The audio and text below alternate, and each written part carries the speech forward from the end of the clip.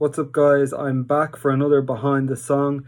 This time we're going to take a look back through my post 2018 singles, which contains some of my absolute favourite work that I've put out. So I'm really looking forward to telling you a little bit about the process of making these records, which you can hear on any of the streaming or download outlets right now. And be sure to give me some feedback. Let me know what you think of these songs on any of my social media pages.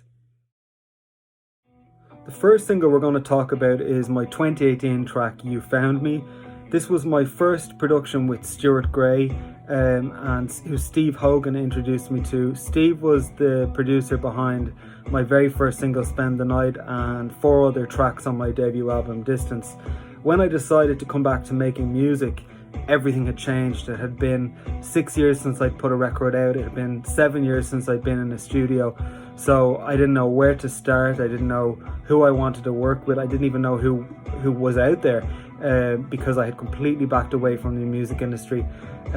So I went to Steve. He recommended Stuart. We had a very brief meeting before just getting straight down to business. And I had a couple of tracks that I brought to him, but it wasn't a case of, the songs were fully formed. I had lyrics and melodies, but we didn't even know really direction wise exactly what was going to happen. I knew that coming back I wanted to definitely come back as more of a country artist, and I knew that I wasn't trying to chase radio play or pop trends at the moment, and Stuart was very about that, about making music that would be timeless, that I would love regardless to how anyone else felt about it, and that is absolutely what we achieved. Of all my music, this is what I would listen to and stand over and, feel proud of. I think this is a bit of a hybrid, this song, that you can hear a lot of my 80s influences in the verses, and then the chorus was actually written after. So we recorded a sort of more down-tempo version originally, which was, very dark and mysterious, and I loved it, but it definitely didn't sound like a first single.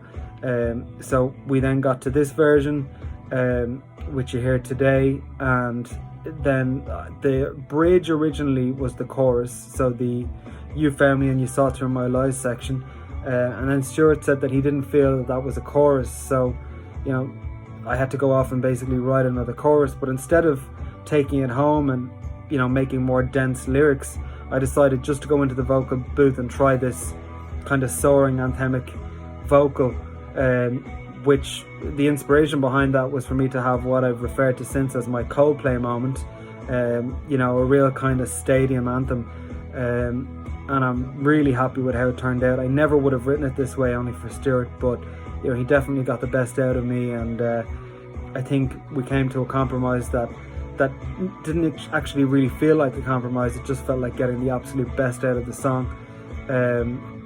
Lyrically, this song is definitely darkest subject matter for me. It's very personal. It's about feeling like I was drifting, out at sea for the time that I wasn't making music. There's a sense of having lost myself and my part of my identity, and I didn't realize quite how much I missed it, I think, until towards the end, until I was making that decision to come back, because it did feel like I was incomplete, as cliche as that sounds.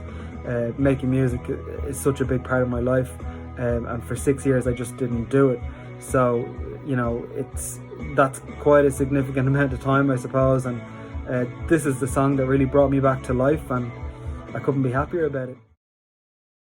The second single we're going to talk about is No Second Chances, which is a song that I wrote very late at night after a night out and one too many beers, during a difficult time in a relationship. And I think it's about total indecision and uncertainty about whether to call it quits and move on. But then as you get into the second verse, it's the indecisiveness of having done that and now feeling regret. And, it's a vicious cycle of a song.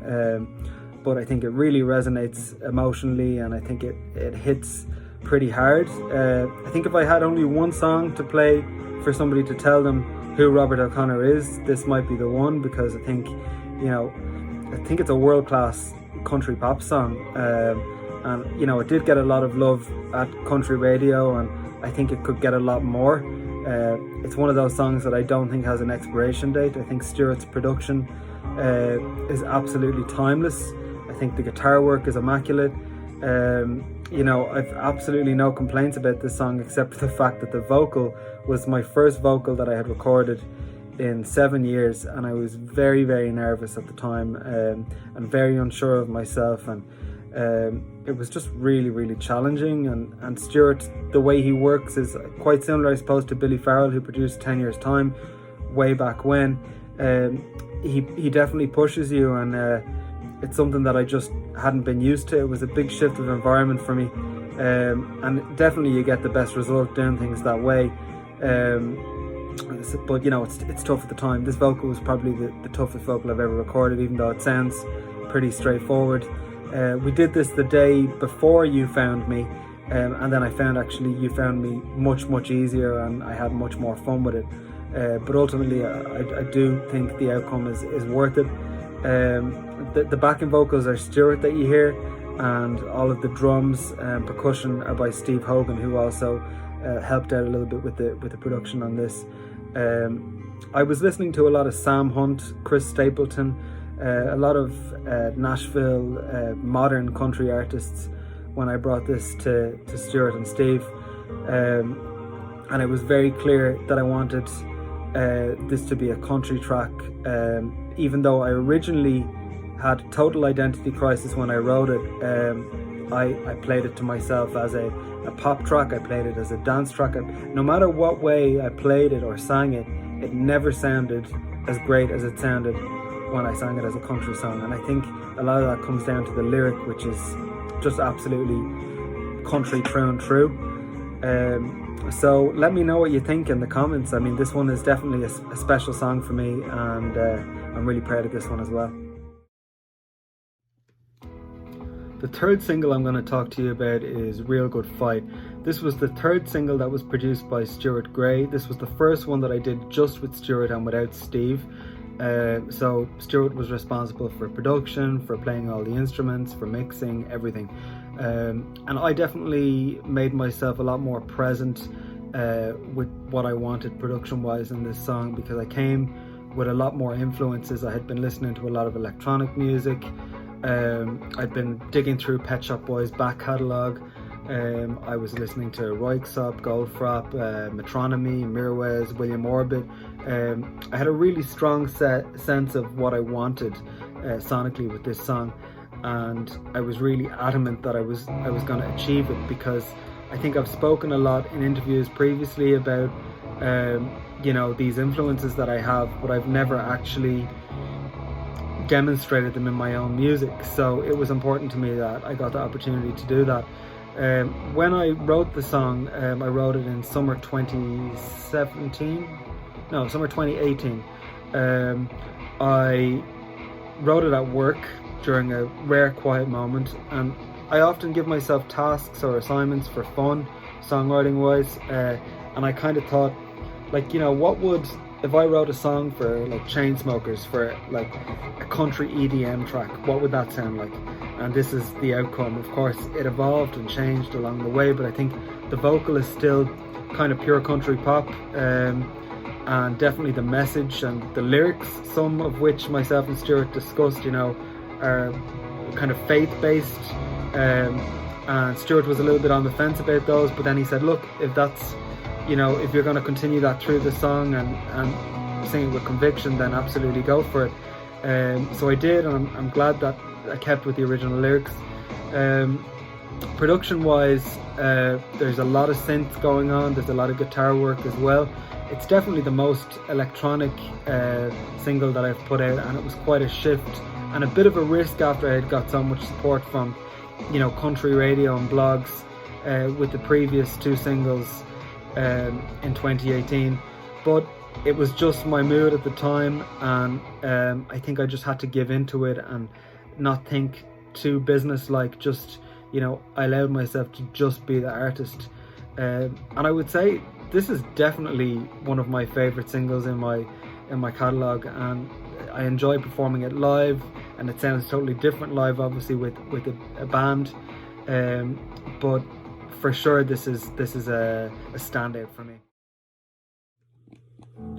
The fourth track I'm going to talk about is my version of the Joni Mitchell song River, which I originally released in November 2018 and then shot a video for last Christmas with David Duggan. This was produced by Stuart Gray, as all the singles beforehand were, and the main motive was that we wouldn't make a karaoke copy of the Joni Mitchell version, because I think her vocal is so unique, and also the production on that version has been replicated so many times by other artists who've covered this song. It wasn't a random decision to make my own version of this track. It was something I thought about a couple of years before I'd come back to making music, and I sort of said, if the first couple of singles that I put out before this in 2018 went well, then I would do it. Also, the fact that the Christmas market can be very saturated that time of year, I didn't want to put out a regular single that would just get lost, and I felt like if it's something that's kind of connected with the holidays, it would make perfect sense. It was just all around a good opportunity. So we took out the piano in the original and worked instead with guitars and a lot of sparse tribal drums. I think definitely it's a unique interpretation of it, and I think it's a great addition to my catalogue. So let me know what you guys think of the track on my social media.